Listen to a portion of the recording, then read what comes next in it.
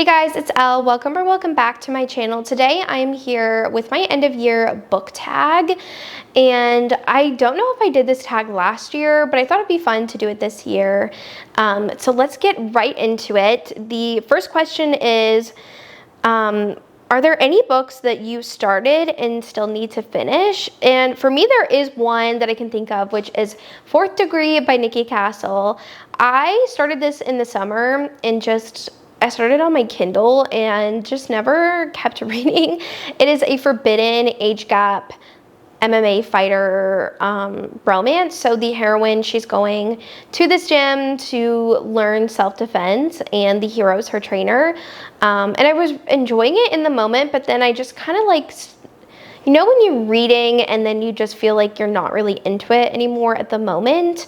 So it was more of like a moment thing of like, you know what, I'm just not really feeling this right now. I want to put it down and I'll pick it up later. And I just never picked it back up again. But I really was enjoying it. I think maybe I would pick it up again if the audiobook came out. Because I was reading it physically, so maybe changing the format would help me get more into the story. But I was enjoying it, and I should pick it up again, but I just feel so overwhelmed by so many other books I want to read right now, so I don't know if I'll pick it up again soon. The next book is, do you have a fall book to transition into the end of the year with? So I will do a recommendation and a book that I want to read. So a recommendation would probably be any book by Catherine Cowles in the Sparrow Falls series. It's very cozy vibes, especially Broken Harbor that just released.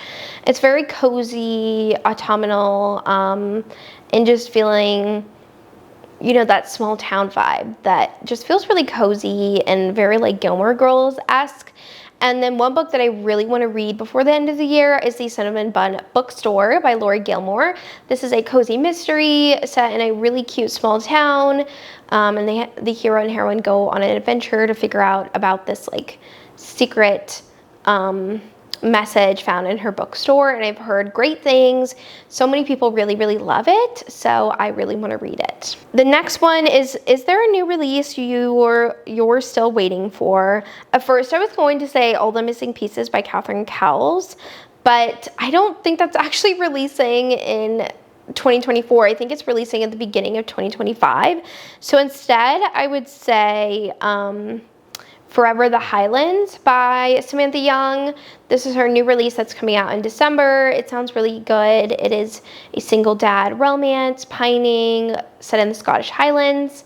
So I really want to read it because I really do enjoy the Highland series by her. The next question is, what are 3 books you want to read before the end of the year? One of them is Bourbon and Lies by Victoria Wilder. This is a small town romance set on a bourbon farm distillery, and I've heard really good things. It is kind of a cowboy romance, hate to love, bad boy, found family. It's 5 brothers that own this ranch type thing, and I've heard really good things, and it's really popular on Instagram. I've seen a lot of people talking about it, and they really enjoy it. So I want to read it. And then I also have The Women by Kristen Hanna. This has been on my TBR for months, and I really need to read it before the end of the year. This is a women's fiction historical, like women's fiction history book. Historical fiction. Like, I don't even know what I'm saying, sorry. Like, I'm like, genre, what am I thinking? I want to say historical romance, but that's not true. Anyways, this one is set during the time of the Vietnam War, and we follow a family, and the main character, our heroine, she is going into the war, and she is a combat nurse, and it deals with a lot of heavy themes I've heard about, and I really want to read it before the end of the year. I don't read a lot of historical fiction, but so many of my friends have read it and just absolutely loved it, so I want to give it a try. And then I have Happy Place by Emily Henry. This one is, I think the hero and heroine are in a relationship, but they broke up, but they have to go on a vacation with all of their best friends. So I've heard this one's really good, and I really do want to read it before the end of the year. and I'm currently reading Funny Feelings by her and really enjoying it. So I really want to get to this one as well before the end of the year. The next question is there a book that you think could shock you and become a new favorite of the year? I think for me, that would probably be The Woman, just because I don't read a lot of historical fiction, so I feel like it would kind of shock me in the way that I would really love it. I don't know. I have like a hard time reading books where there isn't a romance in it. And so I feel like branching out, I would really enjoy this book, but I also don't know. So I am hoping to be surprised and pleasantly surprised by this one. But I'm trying to think if there's anything else on my shelves that I think I would really love.